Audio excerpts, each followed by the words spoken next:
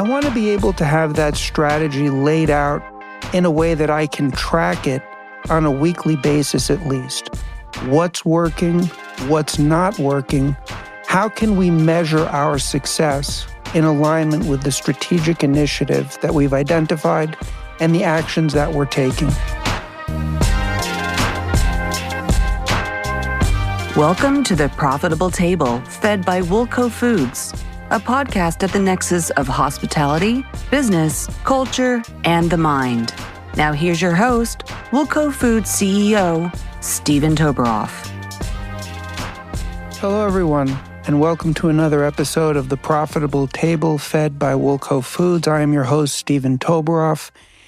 And as we're heading rapidly through the month of August, I thought today would be a good time to do a subject that combines something very real world and practical, which is preparations for the fall and the sort of reemergence of New York City hospitality out of what are traditionally some slower months in the summer, and to combine that subject with sort of a deep dive into what it means to be a strategic thinker.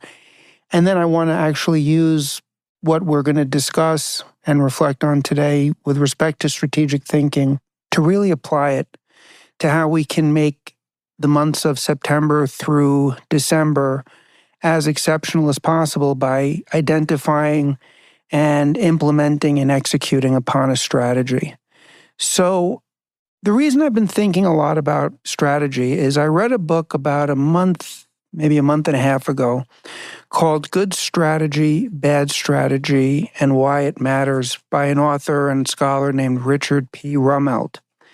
And that book had an enormous impact on my thinking because I was somebody who was very much consistent in setting goals, very much a goal-oriented person. I would set quarterly goals. I would set annual goals. I would set goals for myself personally, and I would set goals for myself professionally. I would write them down. I would stick them to the wall in my office and would look at them, and I encouraged other people to do it. And I think that there is a value in that, and there is something very magical, I can't explain it, that does happen when you write things down. But goal setting is very different than strategic thinking and execution, and that's what I so appreciated about this book. Rummelt really gets to the core of why visioning and vision boards and expansive goal setting, while potentially important and certainly not an ipso facto negative thing, the real lack that most businesses have is a lack of strategic thinking and a lack of strategy. And this really hit home for me. And I had not read the book yet, but I recognized very early on in Q1 of this year that there were some tremendous opportunities available to us that I'd been struggling with finding a solution for a period of time and had tried different things and had set goals. But this book really helped refine my thinking strategically.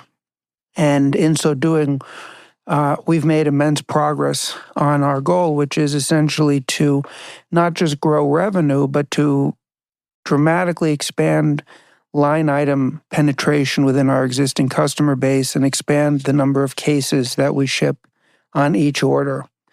So that's sort of the main thrust of the book that Rummelt talks about. What is good strategy? What is bad strategy? Why does it matter? Needless to say, I very much recommend this book, but to just give us some, I think, important context, I'm going to read one quote from the book where he essentially describes what the kernel of a good strategy is. So to give this quote, you need 3 parts for a good strategy. 1, a diagnosis that defines or explains the nature of the challenge. A good diagnosis simplifies the often overwhelming complexity of reality by identifying certain aspects of the situation as critical. 2, a guiding policy for dealing with the challenge. This is an overall approach chosen to cope with or overcome the obstacles identified in the diagnosis. And 3, a set of coherent actions that are designed to carry out the guiding policy. These are steps that are coordinated with one another to work together in accomplishing the guiding policy. So for purposes of our discussion, those 3 points that Rummelt lays out, I think, can be a very valuable starting point, because I know that for myself, the biggest impact this book had on my thinking is when I decided to really take on this challenge that I just described to you. I realized a few things. One, I had to clearly articulate what the challenge is. In my case, the challenge is, why are we not selling as many items as we could be and should be to all of our customers? And then two, what specific steps or actions need to be taken, or at least that we think need to be taken, in order to achieve that objective? And then three, my little twist on Rummelt is I'm a big believer in accountability, repetition, and data. So when I implement a strategy, and when we implement one here at Woolco as a team, I want to be able to have that strategy laid out, so to speak, in a way that I can track it on a weekly basis at least. What's working? What's not working? How can we measure our success in alignment with the strategic initiative that we've identified and the actions that we're taking? Because obviously, anytime, there's a famous quote by Mike Tyson, everyone's got a plan in a fight until they get punched in the face. And I think with strategic thinking, it's really important. And there are things that you can do from the beginning that will absolutely get it right. Honestly identifying the challenge or the opportunity. But once you start engaging with the opportunity or the challenge, you start making decisions. You need to be accountable, because obviously you have to execute on the steps that you've identified consistently. And then in so doing, you want to be able to really see with great clarity what's working and what's not working. And that's the biggest shift that it's had on my thinking. Simply setting a goal or visioning something is not going to get it done without massive action behind it.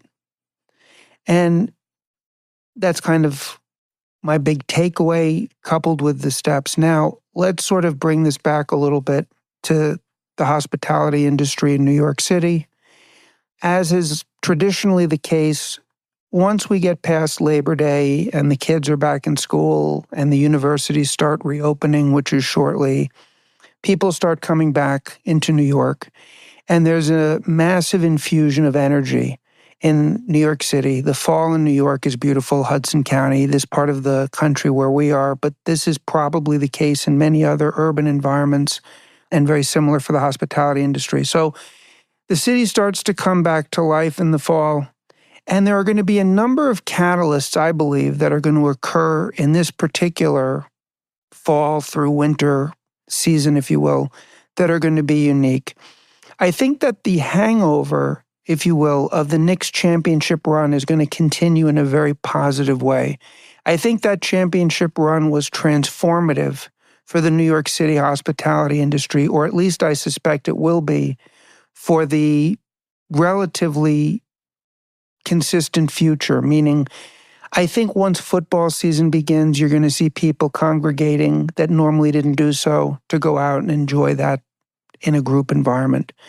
I think most certainly when the Knicks start playing again, people who went through that amazing championship run are going to want to re-engage with that experience, go out, watch opening night's game, watch the game where they get their rings and hang up the banner. So in addition to the traditional uplift that occurs in the fall just based on population returning, I think that the two aforementioned dynamics are going to be relevant. And I think, in fact, I know from speaking to my children and even other people, the social media representation of New York City during that Knicks championship run was incredibly positive. And there's an enormous amount of demand to come to New York City, domestically and abroad. And in the winter, New York is traditionally visited by a lot of domestic tourism. People want to enjoy the Thanksgiving Day parade, Rockefeller Center in the Christmas season, and all of that. But I think that dynamic is going to be amplified by the FOMO that occurred from a lot of people who just saw what was going on here in the month of June and want to participate in it. And so as a result of that, I think we're going to see an even bigger and more explosive resurgence beginning in September. And in addition to that, something that I think is important to be mindful of, and I've mentioned this in other podcasts, once things start getting busy again, yes, we're going to see the return in a more meaningful way of business travel.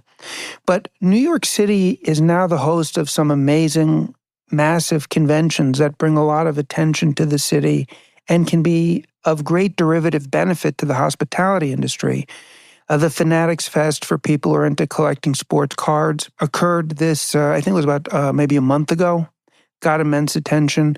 I know in October, New York City Comic-Con is occurring. I know because I'm going to go for 2 days. I enjoy collecting comic books, and you have an opportunity there to meet some writers and artists. So in addition to everything else, Javits Center conventions and other events serve as another catalyst that really start to ramp up in a big way in the fall. So this is what we're looking forward to. So the question is, as we began the podcast, what can we do to really maximize the opportunity that's going to be available to us in the fall? And now let's apply some strategic thinking to that question. So in other words, instead of saying, well, what I want is I want to have 10% revenue growth let's just call it Q4 to be very simple, even though Q4 begins in October, we'll say in September, but we'll call the whole thing Q4. A very ineffective thing might be to set a goal. Well, I want to see revenue up 10%. Okay. I want to see our takeout business grow by 8%. I want to see cocktail sales grow by 14%. Those are goals. Those are not strategies. So what would a strategy look like for the hospitality industry? Well, I can give one idea. I'll give a few ideas.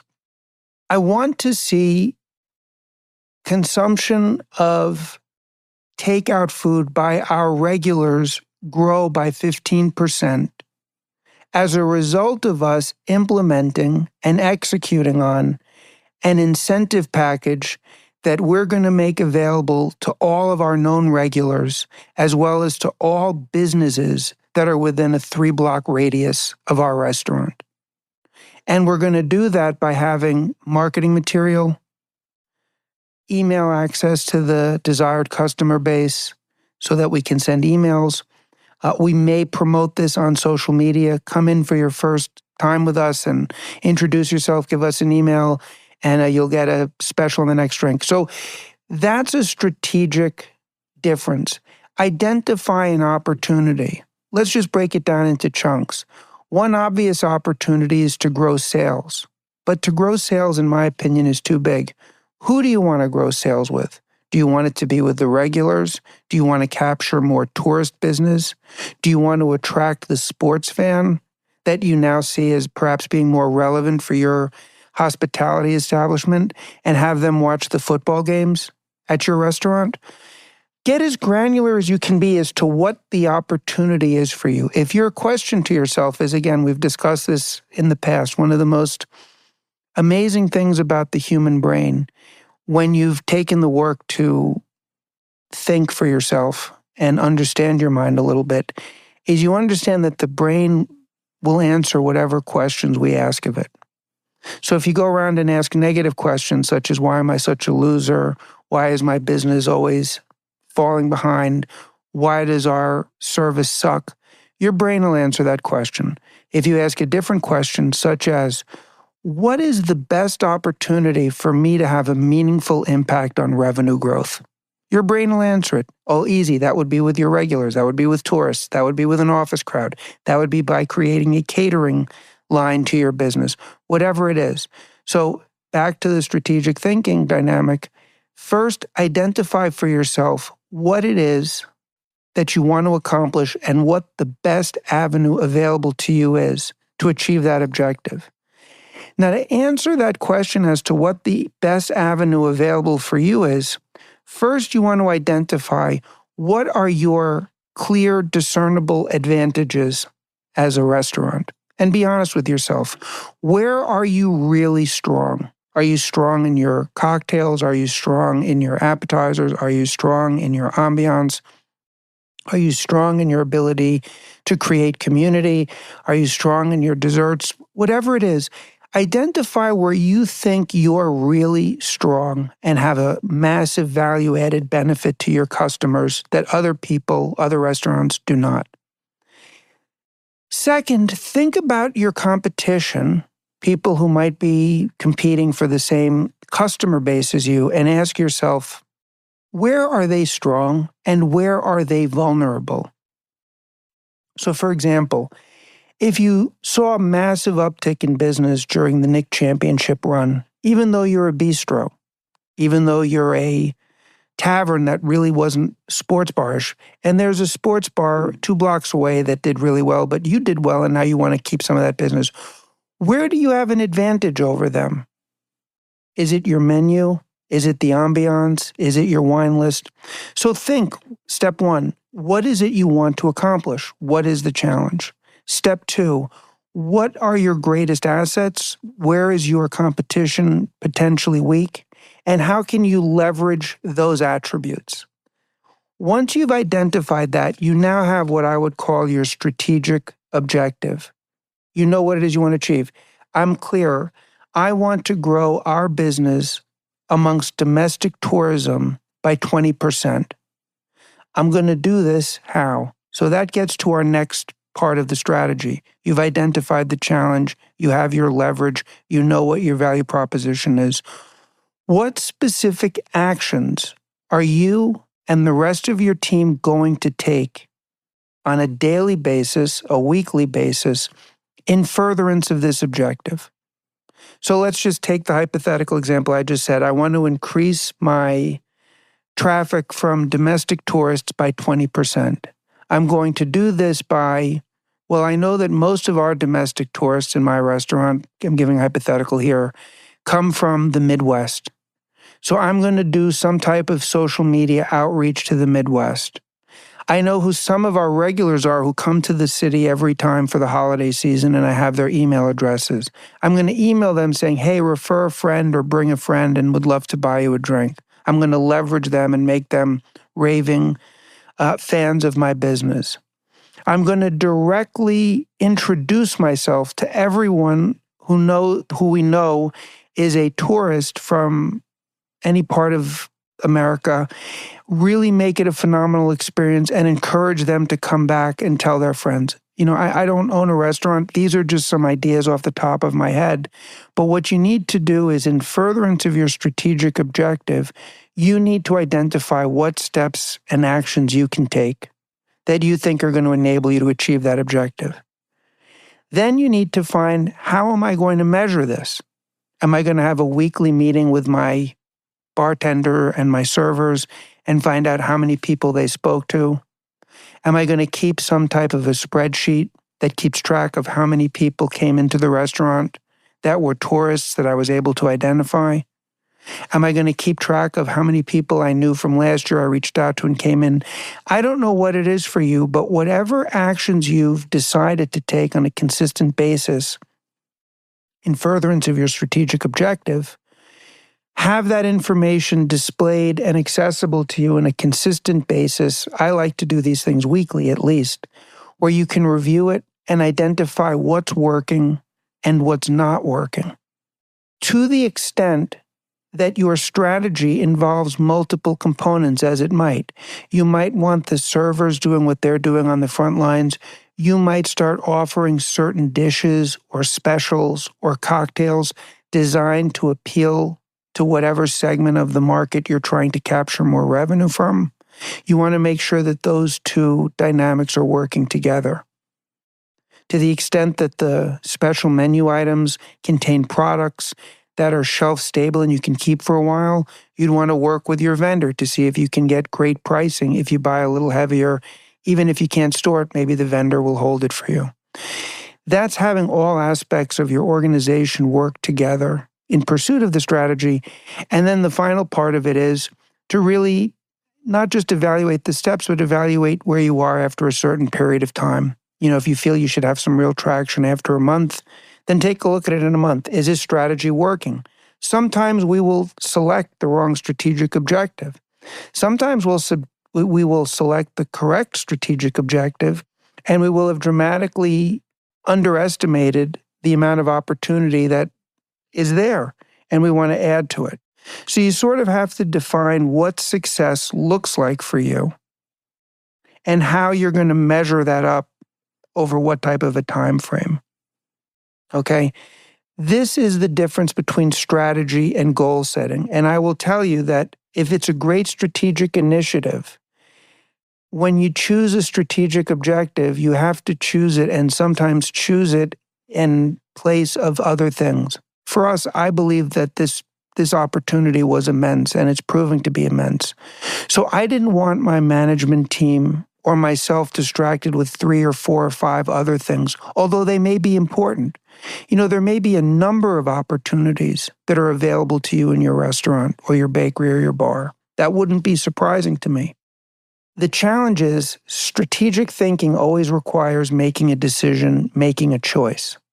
And once you've determined for yourself what that strategic objective is, you're going to have to lean into that to the exclusion of other objectives if you want maximum impact. You don't want to dilute the opportunity by only devoting 60% of your energy to it and 20% to something else and 20% to something else. If you have a strategic initiative that you've decided upon, you've clearly defined for yourself, and it's working, and it's important, and it can have a material impact on your business, you've got to go all in on that and not dilute that by confusing your staff, by diluting your resources, your attention, your focus. That's just the nature of it, and that's why I say it's important to define what success looks like. And in addition to having weekly meetings or weekly reviews to make sure that your steps are being done, really assess, is it working, is it not working? And that's how I would suggest you can apply strategic thinking to the massive opportunity that's coming our way in the fourth quarter, God willing. Not just to vision about it and talk about it and hype yourself up, but develop a concrete, clear set of objectives, or a set of steps that you're going to do in furtherance of it, and then just attack it with everything you and your staff has. Now, one thing I will say, which sort of dovetails on what I discussed in my last podcast and other podcasts, is I think in order to be an effective, or maybe the word is even a truly effective or elite or the best strategic thinker we can be, there's one type of thinking that, according to a report that I just read, only 1 to at most 3 or 4% of the population engages in, which is called metacognition. And I've discussed that a little bit in earlier podcasts, but metacognition means thinking about our thinking. Metacognition means understanding that we are in control of our minds and that we can interrupt a thought pattern or a reactive pattern and choose a different path. So what I mean by that is the following. The vast majority of people think that as soon as they have a feeling or an idea, that idea, that feeling is reality. And it's not reality. It's simply an idea or a feeling that they have in a moment that they could change by changing their focus, by evaluating what it is that they're getting upset about, by questioning why it is that they're having such a strong reaction, by being aware of the fact that they're getting emotionally overwhelmed and therefore it's impossible for them to activate their intellect, and so they will take a step back, calm down, and then think. The vast majority of people do not do this. They believe that their reactions, their perspective, their emotion, their personality is reality. And unfortunately, they go through their whole lives with a very narrow aperture, almost as if they're quasi-marionettes. And so strategic thinking is really unavailable to them except in the extreme, because at any given moment, they're just going to be puppeteered by whatever emotion or thought or belief about themselves or belief about others that they have, and that's just going to carry them away in whatever direction it does, but it won't be a self-directed destination. People who engage in metacognition and who think if somebody comes in, they will have the capacity, even if their first reaction is to get angry or upset or offended, to take a step back. Hold on. Is this the appropriate reaction? And even if it is an appropriate reaction, is it an appropriate reaction within the context of what I'm trying to achieve here with this other person, with this group of people, with my family? Thinking about your thinking, right?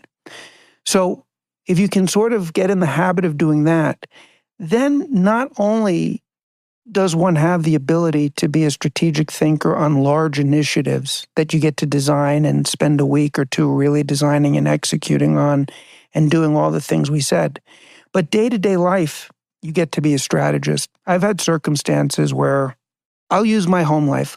Let's say I come home and I've told one of my kids not to use my running sneakers. I told him I'll get him his own. I have a used pair he can use, but the new ones I don't want him using. And I come home and he's used them and they're muddy. My initial reaction is one of frustration, anger, whatever it is. And if I wanted to, and I wasn't thinking, I could come home, yell, act out of anger, express my disappointment, do a whole thing, right? That's one option. But that's an unconscious option. When I take a step back, as I did, and I thought about it, I said, well, hold on a second, hold on. Yes, you asked him not to, and yes, he didn't listen, and yes, that's disappointing.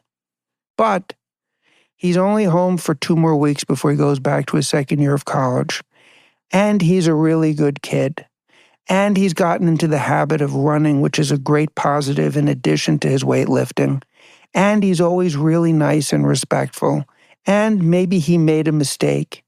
And maybe he did this not to deliberately offend you or defy you, but he legitimately forgot. So rather than just giving in to this initial reaction of anger and frustration and going with it because I can, why not take a different approach? Calmly go in, remind him of what you'd requested, find out what happened, and assess it from there. At the very least, that's a choice. Now, that's in my personal life. You can imagine how much more, I don't know that it's more consequential because the relationships that we have with the people in our life are important. I'll tell you, what I did was I came in, I said to my son, look, I see that you use my sneakers. Why did you do that? I had told you yesterday not to. I'm happy to get you a pair. In fact, I think you should go to this store in Paramus and get properly fitted and get your own running shoes.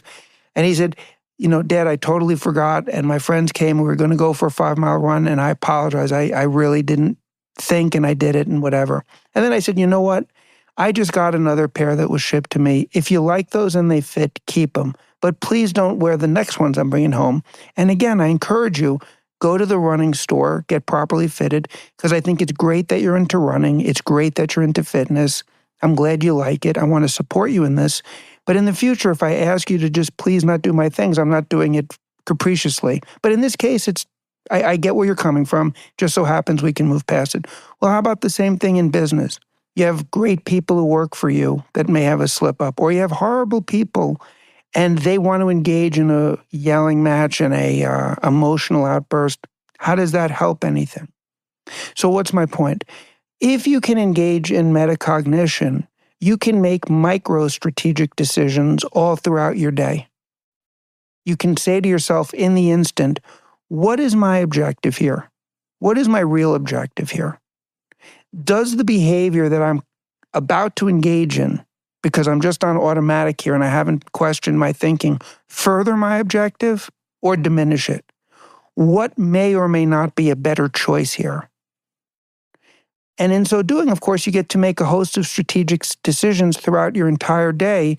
And I'm going to argue that when you engage in that type of intervention with your first reaction, especially if it's heavily based on emotion or lack of information, or if you're honest with yourself and you just are repeating the same pattern of behavior that you've done for 10, 20, 30 years, not gathering enough information before you act, allowing other people to trigger you. That's an important thing to underscore. People don't trigger us. We allow that to happen because we allow it to happen. We don't break that pattern. So whatever your patterns are, if you can be aware of them, then you can choose, hey, it hasn't worked so great for the last 20, 30, 40, 50 years. Should I try something new? But at least you'll give yourself that choice, and in so doing, you can be a strategic thinker. So that was a bit of a diversion, but not really, because in business, we're constantly confronted with stimuli. And if we're not thinking before we speak and not thinking before we act, and we're not gathering information and trying to make the best decision, not based on our ego and our personality, but based on some inner narrative we're telling ourselves, or based on some fragility that we haven't identified and we just act out of, we're not going to get favorable outcomes. And when it comes to larger, macro decision making, well, it's great to have a vision board. It's great to get a room of people together and say, we're going to do this. Yeah, let's do it. I mean, I'm all for enthusiasm, and I'm all for that. But without a clear strategic objective, a plan that you can measure, and a clear definition of success, I would say the odds of getting the outcome you want are much, much lower. So that was really what I wanted to discuss today. I would love, as always, to hear your feedback, if you agree, if you disagree. If you've read the book, Good Strategy, Bad Strategy, what your reaction is. As always, you can reach me through email. You can email me at steven@woolcofoods.com. You can DM me on Instagram. And again, I'm going to ask, I found out that a lot of people listen to this podcast, but are not subscribing to it or not commenting, and that's totally fine. You're under no obligation to do so. But what I would ask of you is, if you found this content valuable and you enjoyed it, if you would recommend it to someone else who might derive value from it, that would be great. Anytime you can comment or like or subscribe, it helps us in the algorithm get boosted. I'm very happy to say that the podcast is getting more and more traction. And I like that, because when I do speak to people or get emails, people find it constructive. And I know that in the same way that I derived benefit from Rummelt's book and a lot of other information that I seek out and obtain through books and podcasts and YouTube videos and other sources, I'm always appreciative. And hopefully this particular podcast is providing value as well. And if it is, would certainly love a comment or a like, a subscribe, what have you. But even if you disagree, I love to hear contrary opinions. I love to hear from people who have different perspectives, and I always appreciate the emails I receive. So I thank you for those, and I look forward to emails on this episode. And beyond that, I just want to wish everybody an awesome, awesome day. Thank you for listening to The Profitable Table, fed by Woolco Foods. Please be sure to rate and review the show on Apple Podcasts or your favorite podcast app. And to learn more about Woolco Foods or Steven Toberoff, please visit us at woolcofoods.net.